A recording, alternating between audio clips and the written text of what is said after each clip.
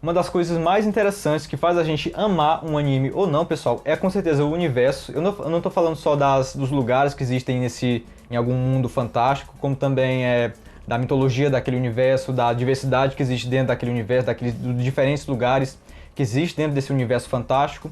Então eu avaliei cada uma dessas coisas para poder fazer essa lista aqui, mas também admito que também tem muito da minha opinião pessoal, até porque dane-se, né? A lista é minha, eu faço o que eu quero. E antes de qualquer coisa, pessoal, quando eu ainda estava escrevendo o roteiro para fazer esse vídeo, eu fiquei me perguntando primeiro o que eu posso considerar um mundo fantástico, né? Porque, por exemplo, o mundo de Boku no Hero Academia se passa aqui no mundo real, mesmo com cada um dos países que existem aqui na vida real, mas é um mundo onde as pessoas têm superpoderes, então pode ser considerado um mundo fantástico? Eu acabei decidindo que não. Esses universos que se parecem muito com o nosso mundo real, como o Boku no Hero, One Punch Man, Jujutsu Kaisen, eu decidi deixar fora dessa lista. Decidi colocar os mundos que realmente são bem diferentes do nosso mundo real mesmo, e que não tem nada a ver com o nosso, que são realmente totalmente diferentes. Então, vocês vão ver aqui o que eu decidi colocar aqui na lista, mas esses aí que são muito parecidos com o nosso mundo real, esses aí que eu já citei, não vão estar aqui nessa lista, tá bom? Antes de qualquer coisa, deixe aí o seu like e se inscreva no canal para a gente bater a meta de 2.000 inscritos. Eu conto muito com a sua inscrição, beleza? E dito tudo isso, vamos para a lista. E em 10º e último lugar, a gente tem Mushoku Tensei, que é um mundo medieval com vários pontos positivos, como por exemplo, a gente tem várias raças em Mushoku Tensei. Cada uma delas não é tão bem explorada assim, mas elas são apresentadas pra gente, né? A gente tem diferentes lugares explorados e a gente vê que cada um desses lugares tem suas próprias culturas, né? Cada um desses lugares tem seus... Como é que eu digo? Bioma que eu digo, né? Cada um tem seus biomas, né? E tem também a questão da mitologia, né, pessoal? Os deuses e os personagens interessantes, como por exemplo aqueles deuses, Deus Dragão, Deus Homem. A gente sabe também que existe todo um panteão de heróis que ainda vai ser apresentado. E é justamente por essa questão de ainda ser apresentado, pessoal, que tá só em 10º lugar, né? Porque a gente só teve uma temporada até agora. Eu sei que a gente também tem o mangá, a gente tem a light novel, mas eu não conheço, então eu fiquei me baseando só no anime. Então se já tivesse 2 ou 3 temporadas, poderia estar num lugar aqui melhor nessa lista. Mas por enquanto vai ficar só aqui em 10º lugar mesmo, porque ainda tem muita coisa dessa mitologia de Mushoku Tensei, desse universo de Mushoku Tensei que ainda vai ser estendido. Então vai ficar por enquanto aí só em 10º lugar mesmo. E em 9º lugar fica Eden Zero. Mas peraí, Arthur, Eden Zero não seria uma ficção científica? Não, pessoal, o próprio Hiro Mashima já falou nas notas de editor que tem nos volumes físicos, que inclusive eu tenho aqui. Eu poderia até mostrar pra vocês, mas tomaria muito tempo.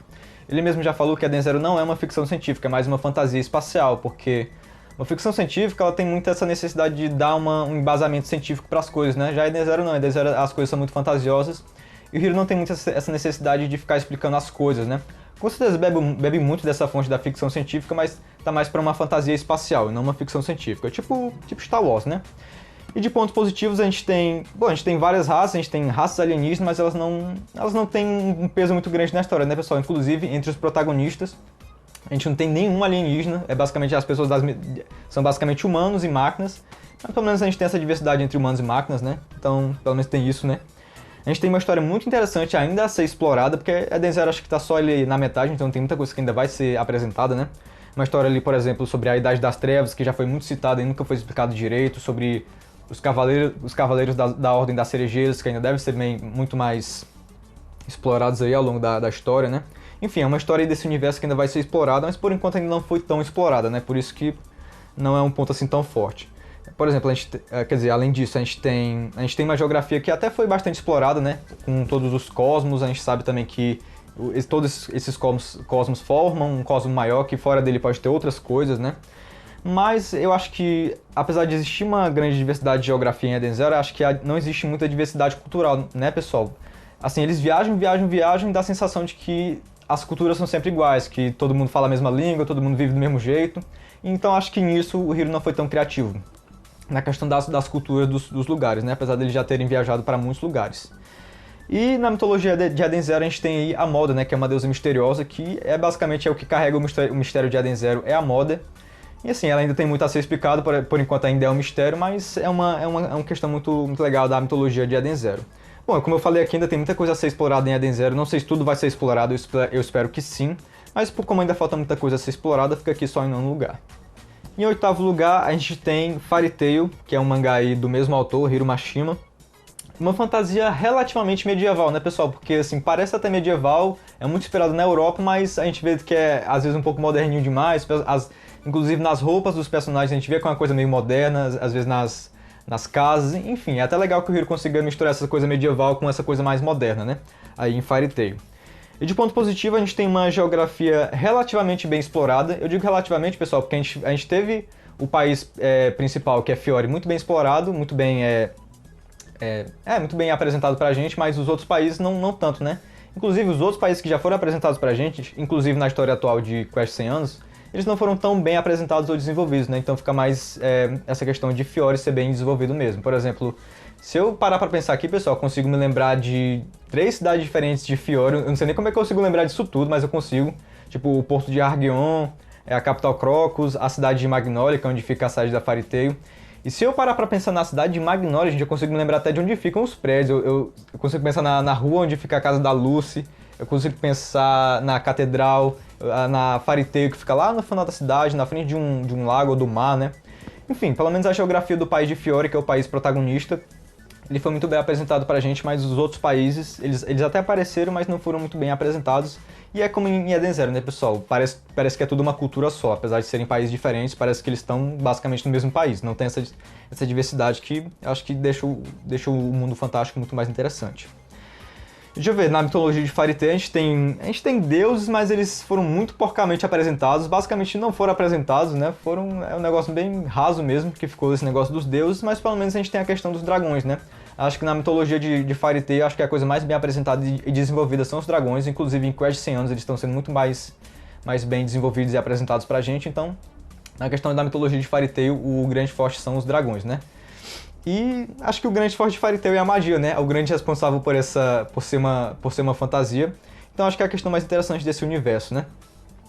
E em sétimo lugar fica Bleach, que é uma fantasia bem japonesa. Até começa no nosso mundo real, mas já a partir do segundo arco a gente é apresentado a um outro mundo que aí já é totalmente fantasioso. É por isso que eu decidi colocar aqui nessa lista, porque né, a gente tem esses dois mundos, um que é o mundo real nosso e outro que é um mundo fantasioso. E do mundo de Bleach, pessoal, acho que o mais interessante aí seria a sociedade. Tô falando aí da forma como a sociedade se divide aí na Soul Society, né? Os batalhões, os diferentes personagens, as hierarquias, os capitães, os seus tenentes. Eu acho que isso aí é o mais interessante em Bleach. Inclusive, vamos admitir que os personagens humanos não são nem tão interessantes. O Ichigo, a Orihime, o Shed, acho que são os personagens menos interessantes. Acho que o que Bleach tem de interessante mesmo são justamente essas coisas esses mundos mais fantasiosos. E a forma como eles se dividem, né, as sociedades. Acho que é o mais interessante que tem em Bleach. Assim, além da Soul Society, a gente também tem diferentes mundos que são inspirados em coisas diferentes, né? É até interessante que cada um desses mundos é inspirado em coisas diferentes, em culturas diferentes. Por exemplo, a Soul Society é totalmente inspirada aí no Japão, né? Dá pra ver só pela a arquitetura ali do lugar. Aí já o Recomundo, toda aquela questão dos halls, é muito inspirado no folclore espanhol. Aí os Queens já são mais inspirados na Alemanha. A gente vê aí que o Chichibubo bebeu de várias fontes diferentes, mas acho que o mais interessante continua sendo a Soul Society, toda essa parte mais japonesa, e principalmente a sociedade ali da Soul Society, do Gotei 13, né, os capitães e seus tenentes. Acho que a sociedade também é uma coisa que faz enriquecer um mundo fictício. E agora, em sexto lugar, fica os 7 Pecados Capitais e os 4 Cavaleiros do Apocalipse. São duas histórias que se passam aí no mesmo universo, uma continuação da outra, então pra mim é tudo meio que uma coisa só, né? E aí nesse universo a gente tem várias raças diferentes, que são até bem apresentadas e bem desenvolvidas, toda essa questão do conflito entre elas, né? A gente tem deuses, então aí na mitologia a gente tem esses deuses. Assim, tem uma explicação sobre eles, mas ela é apresentada mais ali no final da história, quando dá aquela explicação sobre o caos, que explica até sobre a origem da raça humana, né? Então é apresentado, mas é até uma coisa meio rápida, né? Mas pelo menos foi apresentado. A gente tem uma história interessante, e quando eu digo história interessante aqui nesse vídeo, pessoal, não quero dizer a história, a trama no geral, ou o plot. Estou querendo dizer a história daquele universo, daquele mundo fantástico. Tipo, as coisas que estão escritas ali nos livros de história daquele mundo, as coisas que aconteceram no passado para que as coisas fossem daquele jeito no presente ali da história, né? Então é esse tipo de coisa que eu tô falando. Então, na Nação Taizai a gente tem aí toda a questão da Guerra Santa, né? Coisas que aconteceram há milhares de anos. E assim, é basicamente como os personagens são seculares ou milenares, muitos deles estão presentes nessas histórias também de 3 mil anos atrás, né? E acho que o mais legal, gente, principalmente os 4 Cavaleiros do Apocalipse, que eu acho nesse universo, é que ele é muito, muito inspirado em uma única fonte, né? E a gente não vê muito isso em mangá shonen. em mangá shonen a gente costuma ver mais o autor pegando fonte de uma porrada de coisa diferente para dar uma misturada ali e fazer o mangá dele. Aí, aí na Nação Taizai, e principalmente nos Quatro Cavaleiros do Apocalipse, é basicamente os contos arturianos, as lendas arturianas. E isso é bom, gente, porque até facilita o meu trabalho aqui na hora de fazer teorias, né? Porque é basicamente eu saber o que acontece nas lendas, que já tem um monte de teoria pronta para apresentar aqui nos vídeos, né? Então, o Nakaba Suzuki até acaba facilitando muito aqui o meu trabalho. Enfim, eu acho interessante esse negócio de pegar uma única fonte em vez de ficar pegando várias diferentes, né? Não que seja uma coisa ruim, mas acho que dos mangás que eu conheço é o que mais faz isso, de ficar bebendo de uma única fonte. Em quinto lugar ficou Dragon Ball. Dragon Ball a gente tem toda essa questão do misticismo, da fantasia misturado com espaço sideral e ficção científica, né, pessoal? Tem gente que não gosta disso, tem gente que acha que essas duas coisas não podem se misturar. Eu, pessoalmente, já gosto quando essas coisas se misturam. Acho que abre portas aí pra muitas coisas criativas. Acho que a gente tem que deixar a imaginação voar e não tem que ficar com esse negócio de misticismo não mistura com ciência. Acho que, assim, a gente tá falando de uma história fictícia, então acho que não tem nada a ver isso, né? Bom, em Dragon Ball, gente, na verdade falar logo de Dragon Ball Super, porque Dragon Ball Super, vamos combinar que foi o que mais estendeu, o que mais expandiu o universo de Dragon Ball. Dragon Ball Z também fez muito isso, mas quem fez isso mais foi Dragon Ball Super. Então por isso que eu discordo quando algumas pessoas dizem que Dragon Ball Super é desnecessário. Acho que se o Akira Toriyama quis continuar é porque ele tinha coisa para apresentar, e foi apresentado aí, principalmente em relação ao universo de Dragon Ball, né? A gente teve a introdução dos deuses, dos anjos. É basicamente uma mitologia que quase não existia muito em Dragon Ball. Em Dragon Ball a gente tinha ali o quê? O Sr. Kaiô, uma besteirinha ali, aqui. E aí em Dragon Ball Super a gente teve muito mais disso, né? A gente teve os universos, né? O multiverso. Acho que eles não usam a palavra multiverso em Dragon Ball, mas eu tô usando aqui porque é basicamente um multiverso, né? Acho que é 12 universos que existem lá em Dragon Ball, né? Enfim, a gente também teve a introdução de mais elementos espaciais, né? Eles visitando muito mais planetas. A gente também teve um pouco mais sobre a história dos Saiyajins, principalmente no arco atual, né? Eu não li os 2 últimos capítulos, mas eu sei que tá tendo muitas revelações sobre o Bardock, sobre os Saiyajins, então a história e o universo, a história desse universo tá se estendendo, né?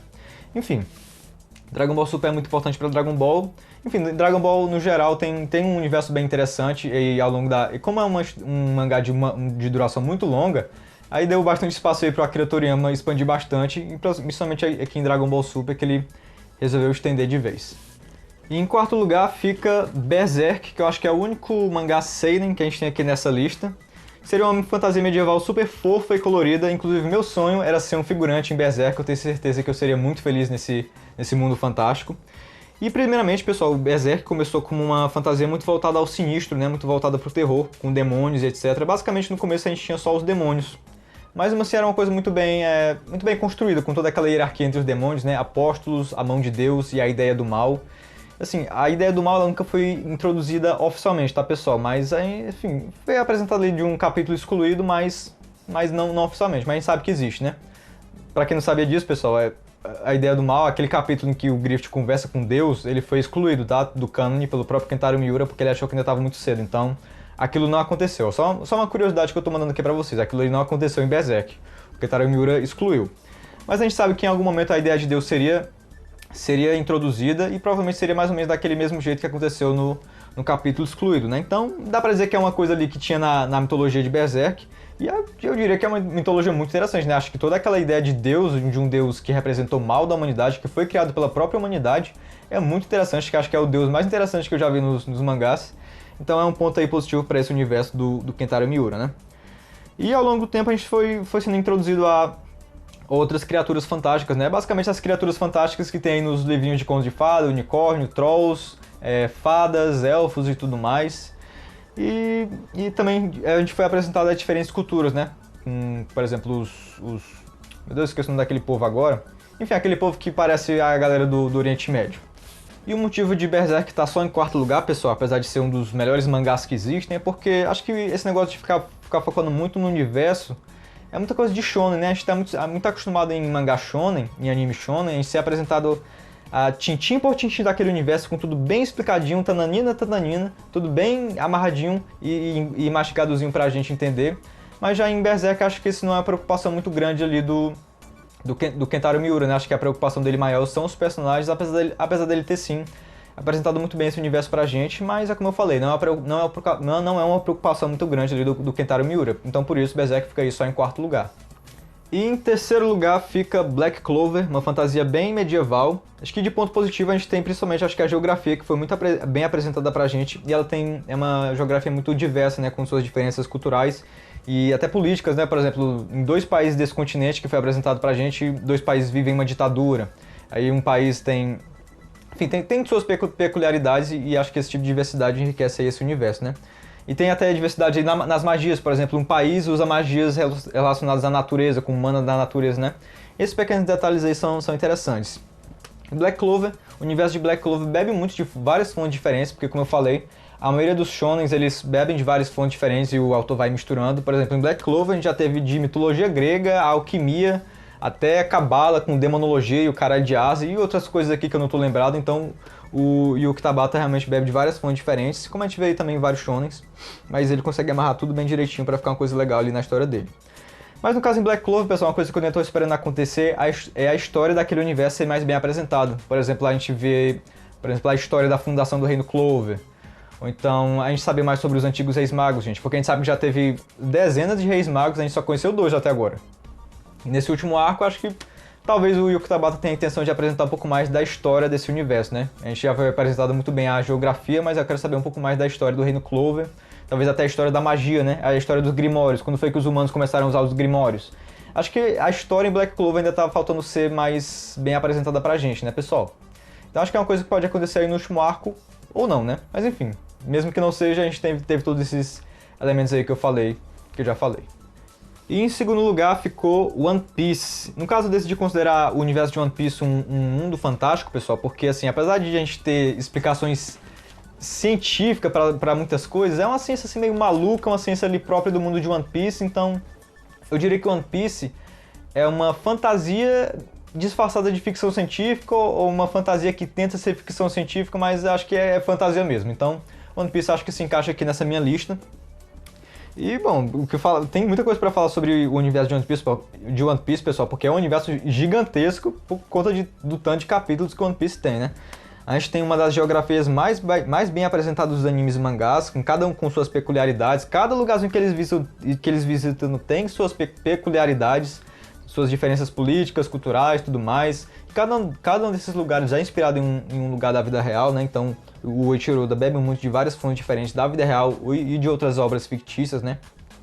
Uma política muito bem apresentada ali do mundo de One Piece, com o governo mundial, dragões celestiais e tudo mais, né? Foi muito bem apresentada pra gente gente entender como é que funciona essa hierarquia. É uma coisa que enriquece aí o mundo fictício. E acho que principalmente uma história imensa que ainda está sendo apresentada, né, pessoal? Porque o One Piece realmente tem muita história para ser contada que a gente ainda tá no meio do processo para conhecer essa história, né? E repetindo aqui, quando eu falo em história aqui nesse vídeo, eu tô falando da história do universo, não da história ali dos personagens que a gente já conhece, sabe? O universo, coisas que aconteceram no passado ali, que, por exemplo, as coisas que a Robin estuda ali na história. Enfim, o One Piece tem uma história imensa que ainda está sendo apresentada aí pra gente. Eu tenho certeza que muita gente vai colocar nos comentários que o One Piece deveria estar em primeiro lugar, né, pessoal? Eu até entendo a opinião de vocês, é uma questão de opinião mesmo. Mas, talvez até o final de One Piece, o One Piece pra mim seria merecedor desse primeiro lugar, mas justamente por conta dessa questão da história que ainda está sendo apresentada, ainda está muito misteriosa, ainda está meio confusa, não ficou em primeiro lugar. Mas, quem sabe, até o final de One Piece eu colocaria One Piece no primeiro lugar. E em primeiríssimo lugar a gente tem um dos meus animes e mangás favoritos, que é Naruto, que é um mundo fantástico bem inspirado no Japão. E Naruto, de pontos positivos aí, a gente tem uma geografia muito diversa, muito bem explorada e mostrada pra gente. Talvez poderia ter sido mais explorada em alguns lugares específicos ali, mas pelo menos a gente vê que ela tem uma diversidade muito grande, como por exemplo, cada país, cada vila tem sua própria política, cada país tem sua própria cultura, e até tem diferenças étnicas, como por exemplo a gente vê que as pessoas do país do Trovão são negras, então até nisso o Masashi Kishimoto pensou. A gente tem elementos fantásticos extremamente variados, e como a gente está falando de um mangá de batalha, pessoal, os elementos fantásticos que eu digo são basicamente os poderzinhos que existem, né? São os jutsus, né?